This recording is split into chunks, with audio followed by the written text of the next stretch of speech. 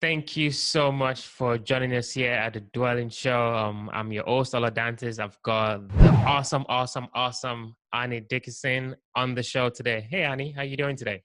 Hey, Ola, I'm great. Thanks for having me. Yeah, I was just telling Annie before the call, like they have the best, most awesome, exciting, brand aware website and content creation. I just love what you guys are doing at Goodegg Investments. I really look up to you guys. That's kind of where I want to be. So I really like what you guys are doing. It's just to Ah, put that out there. shucks, you're making me blush. It's so anybody listening to this, go check it out. Go to the Good Egg Investments website. I think it's probably the best that I've seen anyway so far, and it's just really amazing. And it's not just the aesthetic; it's just the combination of design and just the content, just everything about your brand is just Yeah, it's I, amazing, I and I can tell appreciate it's that. intentional.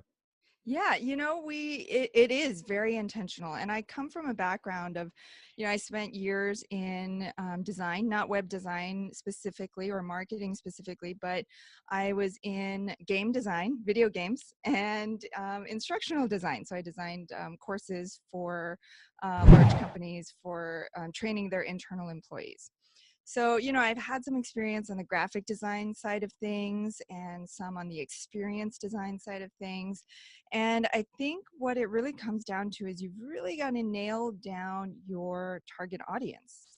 And for us at Good Egg, our target audience are other working moms like ourselves, moms who, they like to work, but they also love their kids and they want to have more freedom to spend time with their children. And so we really made it a point from the very beginning to really target, to think about what do moms want to see. We didn't look at the other real estate investing companies and websites out there. We're not trying to copy them. We were really just focused on, okay, if I were a mom out there and I didn't know anything about real estate, how could I learn about what this is and what would I want to see? And I think that has informed all of our decisions around our design, our marketing, our branding, because really we're marketing to that person. We don't care about everybody else. If dads come along, great. If anybody else, non-parents come along, that's great. But our target audience are those working moms. Oh man, that makes so much sense. Actually, now it makes a lot of sense. So I mean, we've started the interview, I guess. So let's just jump right into it. So you, like you Yeah. said, you had a background in design, gaming design. I'm a gamer. I don't play as much because now I have a child. And anyway, why real estate? Why real estate? Yeah, it's yeah, I mean, I've had a long sort of winding journey. I've had, I think I've had 9 jobs in the last 10 years. I started out as a school teacher. I taught 4th grade, and then I left the classroom because I wanted to make educational games. And so that's what took me into game design. And then from there, I got too far into the game design side of things and wanted to get the educational side back. So then I got into instructional design. And so I was doing that. I was going along. It was fine. My 9 to 5 job was fine. I was, climbing that corporate ladder, right? And I had bought into the whole thing. And real estate was always something we had done on the side. So right after we graduated from college, my husband and I, we did 2 things. We got married and we bought our first duplex. And it was sort of by accident. My we had set out to buy a condo or a loft, something really cool and hip for being in our early 20s. And our realtor talked us into trying a row home, which is, as you know, pretty popular in DC. And so we did that. We Unbeknownst to us, we house hacked that first property and we sort of fell into real estate investing that way. And it was sort of just something we did in the background. All these years I was teaching and doing game design and focused on my career. We kept house hacking. We house hacked another duplex in DC. And now that we live in Oakland, California, we've house hacked more duplexes here. And what happened was my husband became a realtor once we moved to California. And because I was working as a creative director at the time, I took a look at his website and said, no, no, no. It was basically a digital business card. It was a one page with his picture and a paragraph. And I said, oh, this is just such low hanging fruit. And so I took it upon myself to do that as my side project. And so in the process of doing that, first, I learned a lot about design and marketing, but also I started to learn more about real estate investing myself. And it was something that had never been in the foreground before. It was always, like I said, something just that we did because it just made sense. But all of a sudden, I started to take a real interest in, what is real estate investing? And not just because I was interested in cap rates and IRR, that stuff still, I'm like, ugh, it's a necessary evil. But it was really because I could see what real estate could do for our family. I think that's, at the end of the day, it's not that people think I love real estate because I have a real estate company, but that's really not it. I love what real estate can do for our lives. The passive income and the appreciation over time and that wealth creation, there's just nothing like it. And so that's what made me fall in love with real estate. And then one thing led to another, and I eventually found passive investing in syndications. And with 2 young kids at home, that is, that's the way to go. Okay, yeah. So before we even like go into the somewhat complex syndication world, I just kind of want to go back. So God bless your realtor. I'm glad they did talk you into buying a duplex. We did the same thing here in Baltimore as well, and obviously it went really well. So can you just kind of take us back? Because you said, unbeknownst to you, you had this duplex, you were house hacking almost, like you didn't even know what you were doing at the time. So there might be somebody listening to this and thinking, well, I can just go buy me a duplex then and things are going to turn out fine. So with you guys buying it and not knowing so much, about investing at the time, how did that deal go? I mean, was it awesome? Did you learn things? How did it go? Oh, I love that you ask this because I tell people all the time, we really fell into real estate investing. We didn't know anything about it. We didn't run any numbers. We didn't know what a cap rate was. We didn't look at the income or we were just, we kind of, it was a gut feeling. We were like, do we want to live here first and foremost? Yes. Okay. It's a good property for us. And then, roughly how much do you think we could rent this basement apartment for? Okay. Like 1,300, maybe 1,400. What do you think? And, we were just, we were 23, 24 at the time. And we had no idea there was any such thing as a cap rate. We didn't know. I don't even know if Bigger Pockets was around then. Maybe it was just getting started, but we didn't even think to research real estate investing. We didn't even think it was real estate investing, what we were doing. We were buying a house with a basement unit that we could rent out. And I think at the end of the day, I think people these days, when they're getting started, because there's so many resources and blog posts and podcasts, they get stuck because they think there is a right way to do this. And I've got to pick the right way. I've got to learn everything. I've got to read all these books. And it's just, sometimes you can just take the common sense approach to it. I mean, you just got to think like, at the end of the day, somebody's looking for a place to live. Can I provide a place to live? Okay, I can. Can I do a decent job at it? Yeah, I probably can. And how much could I get for it? Okay. And then all the details, the tenant applications, whether you have an open house, all that stuff, you'll figure out along the way. But I think a lot of people get stuck up front. And when I look back at that first house hack we did, it was a huge success. We still have it today. And we got lucky. We bought it out of a foreclosure, and the basement had been a brothel before. So we put in a lot of sweat equity into it. We rolled up our sleeves and we really cleaned that thing out. And our first tenants in that basement unit are still good friends of ours today. And we just had such a positive experience, not because of anything we knew or anything specific that we did. We just took a leap of faith and we had a gut feeling that this would work out.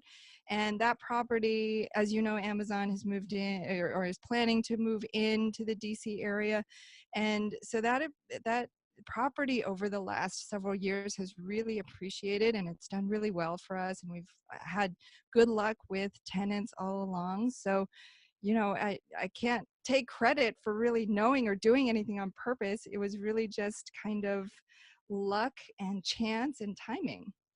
Wow, that's amazing, isn't it? That is just so amazing. So then, obviously, you did it again. You bought another duplex, and then, of course, you moved to, beautiful sunny California, and then you did the same. So just before we go on, just real quickly, were there any differences? Because obviously, what we hear on bigger pockets and just generally is like, it's super expensive. Yeah. Everybody knows, it's kind of pricey, real Yep. estate out there. What was the difference, and how was that transition for you guys, outside in DC and then and in California? Yeah, actually, that brings up a different point. Actually, so for us, the house hacking was very similar.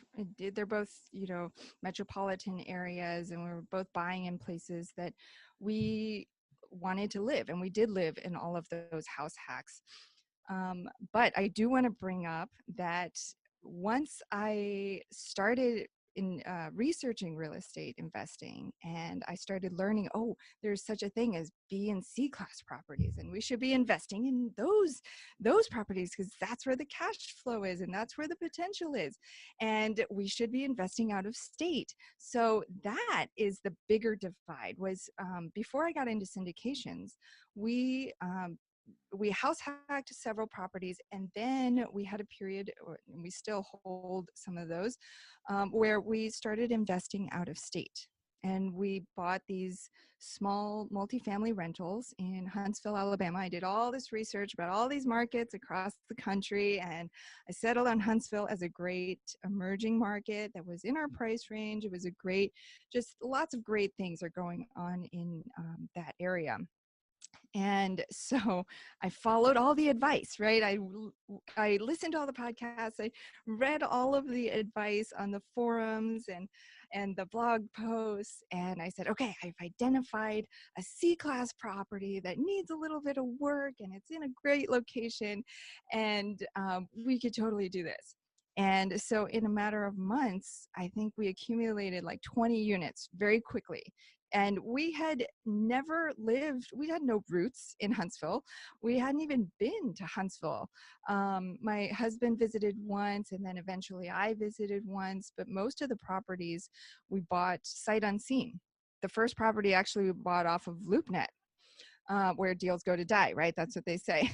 But we took a chance, just like with that house hack. We just, sometimes you just got to think, the first one, it's probably not going to be a home run.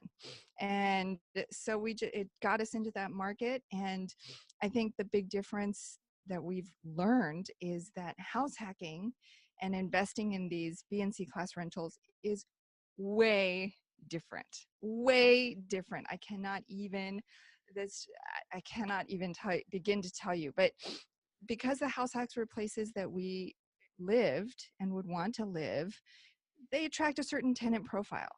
And we know how they work, and we know the types of people who would live there. And those types of people tend to pay on time. They tend to let you know when things go wrong. They tend to let you know when they're going to move out. And these B and C class properties, as we realized, even though we put professional property management in place, it was still a lot of work and a lot of stress. It took up a lot of mind share because these things were coming up that we had never dealt with before. Things like tenant vandalism. We had never dealt with that before. People leaving in the middle of the night, people not paying. We didn't know what to do about that. And at the end of the day, our property manager, they're a property manager, they're a partner, but they don't own the property. The cash flow doesn't go to them. They get paid a fee. At the end of the day, the decision is still ours to make. And so it was very stressful having all, and it still is. We still have all of those out of state rentals, and it's still very stressful to have them. And that's, I think, a big reason why I'm so attracted to passive investing. Oh man, there's so many things in there, Annie. There's just so many things. I was just nodding and nodding and nodding. I mean, I've got one thing. So a lot of folks and people reach out to me all the time from the podcast, from the website and Facebook, and say, "Hey, all I want to jump into real estate. I want to get involved in real estate. I want to start investing. And what can I do? Can I help you?" And there's so much enthusiasm, so much energy. And my first question is, why? I mean, why are you doing this? What are you trying to achieve? Because I strongly believe there's a big misconception that real estate equals no stress. Real estate equals, no work. Real estate means I'll be on the beach somewhere just relaxing. And it could be, but real estate has so many strategies, right? So many things. I mean, look at what you just said. You had your home runs with your DC properties, your California ones, and then you went out of state, and it was just that difference in class, right? So a lot of people don't know that. So if there's someone listening to this podcast and saying, "Well, Annie, I want to know about real estate that is not stressful, and I can still spend time with my kids, and I can still live life." So what do you say to that person? Yeah, I mean, the cool thing about real estate is it's so diverse, right? There's so many ways you can invest in real estate. I mean, with the stock market, it's like you pick index fund or you pick individual things. There's only so much you can do. But with real estate, there's so much you can get involved in ground up construction, or there's parking lots. You can invest in parking lots. You can invest in flips, fix and flips. You can do buy and hold rentals. You can do turnkey rentals. You can do syndications. I mean, there's just so much out there. And so I think you're absolutely spot on that, you going into it, you really have to figure out your why. And I think regardless of whether you're doing real estate investing or not, you should just know your purpose in life, and where you're moving and why you're moving there. And then for real estate investing, with if you know that why, then you can purposefully move in that direction. I mean, for me, it was, one, I didn't want to work my W-2 job anymore. I was, after 10 years of job hopping, I was just sort of ready to have that freedom to do my own thing. It's not that I wanted to stop working or be on a beach. It's that I wanted to do something that had more meaning and more purpose for me. And I also wanted to have the flexibility to be at home with my kids when I wanted to, and to travel with my family. Though I got to tell you, this coming summer we're going to Basque Country in Spain for a month, because my husband and I both have flexible jobs, right? And that's one of the things I was after. And so that was my why going into it. And so at first I dabbled in the rentals. And what I've quickly found was it's a lot more work than I had anticipated. And, recently I went through my property management statements over the last few months, because, you just think you're doing well. You see the deposits from your property manager every month, and you're like, I got all this cash flow. This is great. And then you look at the actual expenses, because you got to pay your mortgage, you got to pay your taxes and insurance. And so you factor all that in. And what I realized was it's really not as profitable as I thought. In fact, with all those 20 units, I think over the last year, we barely broke even overall. I mean, there were some months that were great, some months that were terrible. And so overall, even though we invested all this time and money into these rental properties, we really just barely broke even. And so for us, that's why we love passive investing, because we can invest in these large commercial assets and we don't have to, I don't have to do anything. I can go and spend time with my kids and know that somebody else is managing that property and doing right by my money, being a good steward of the investment. And I know that, I'm making a positive impact with my money in those local communities. I mean, I think at the end of the day, I think I'm okay. I'm an okay landlord. I try to solve problems when they come up, and I try to be nice to people. If they say they can't pay, I'm like, okay, let me give you a little more time. I'm not one of those hardline landlords who's like, okay, you're out in 3 days. I'm like, I give people some leeway. Maybe that's why I'm losing money. But anyway, so I think I'm an okay landlord, but I don't think I'm great at it. I think there are people out there who are way better at it and who are more passionate about it, frankly. And those tenants deserve somebody who's going to be really good with their home. And so I'd rather invest passively with somebody, know that I have that stable monthly or quarterly income, and be able to have my time back. I think that is the best trade-off. So I think that's definitely a good segue into, syndications. And obviously I was on your website and you guys have, I don't know, thousands and thousands of units, self-storage and obviously multifamily. So if I'm a, stay-at-home mom, or I'm about to be stay-at-home mom, or I'm thinking just exactly what you've been saying, and I want to reach out to you, what do you think? And I know you have Passive Investor Academy coming out soon. What do I need to know, right? What do I need to learn before I start reaching out to you to get involved with some of your investments? Where should I go? Ooh, that's a great question.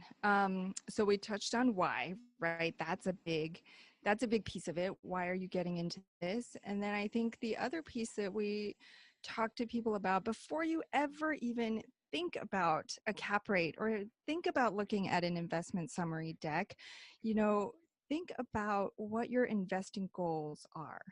Are you somebody who's investing because you want that monthly passive cash flow? Okay, so let's find something then that's going to give you that stable cash flow. Or are you someone who, maybe doesn't need that money for a while and you're banking on that long-term appreciation? So then let's look for something different for you. And then what about, your appetite for risk and how long you can have this money in? Are you okay with having a certain chunk of your money invested for 10 years?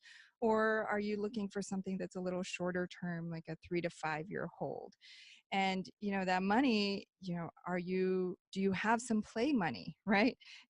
You shouldn't be investing with money that's going to be paying the bills next month, right? You want to be investing with money that you can afford to lose. So those are all the sorts of things before we even talk about real estate investing or what you need to know, the technical aspects, who a sponsor is, how to find a market.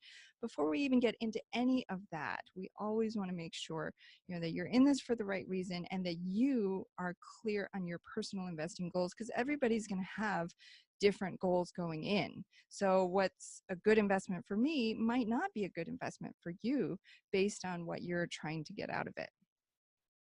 Awesome. So we're definitely dwelling into the quick rounds. These are going to be quick questions, quick answers. You ready? Love it. Let's do it. All right. So first question, what makes you, Annie, unique? What is that differentiating factor that separates you from the next girl or the next guy? Oh, I love this. Well, I'm just so cool, as you can tell. So I think what makes me unique is that I never settle. I mean, I told you I had 9 jobs in 10 years, right? And it was because with every job, once I found myself sort of in a place where I couldn't make that impact that I wanted, I was ready. I wasn't going to sit around and wait for something to come to me. I was going to go out and get to it. So I think I take initiative and I don't settle, and that's gotten me on the path to where I am today. Oh, awesome. Next question. What was the last book that you read, and what was the one thing that you picked out from that book? Ooh, this is a great one. I'm reading like 20 books at a time because I've got Audible going, I've got Libby with my library stuff going, I've got my iBooks going. I think a great one is Hang on, I'm cheating. I'm gonna look it up real quick. It's okay, you're allowed. Good, good. 'Cause there's so many good ones, and I go through them so quickly.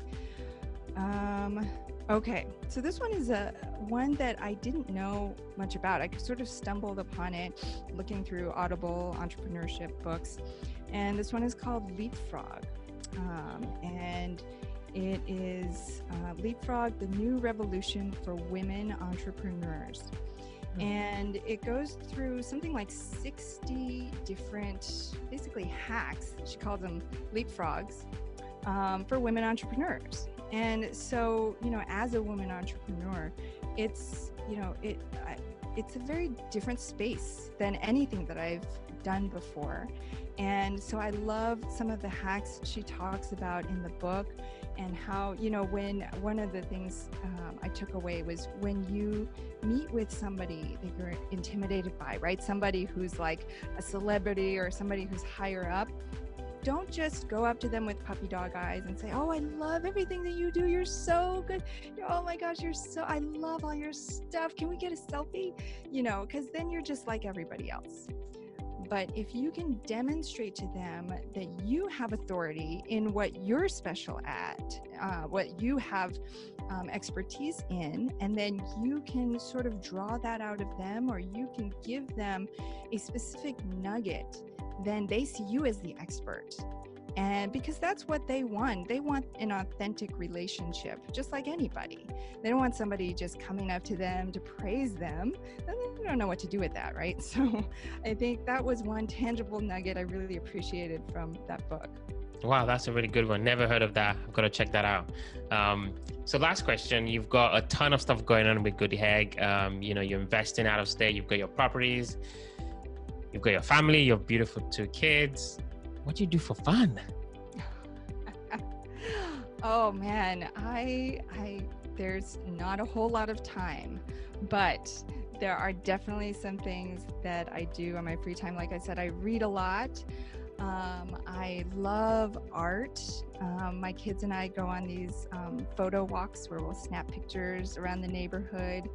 I love doing improv classes, and there's just so much in art that I love, performance art and graphic arts that I just absolutely love. So someday, when all my rentals are stabilized, when Goodegg is stabilized, when everything is, all going on its own, then I'll be off somewhere doing art.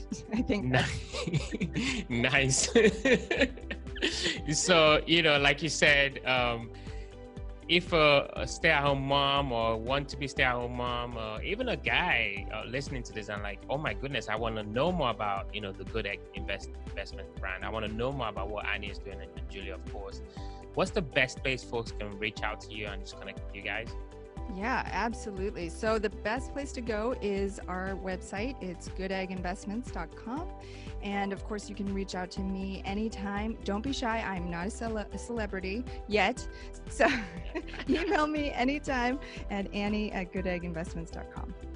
Annie, thank you so much. This has been just awesome. I really enjoyed it. Learned a lot, and looking forward to, hear more from you guys and obviously connect with you guys. Thank you so much. Of course. Thank you so much, Jola.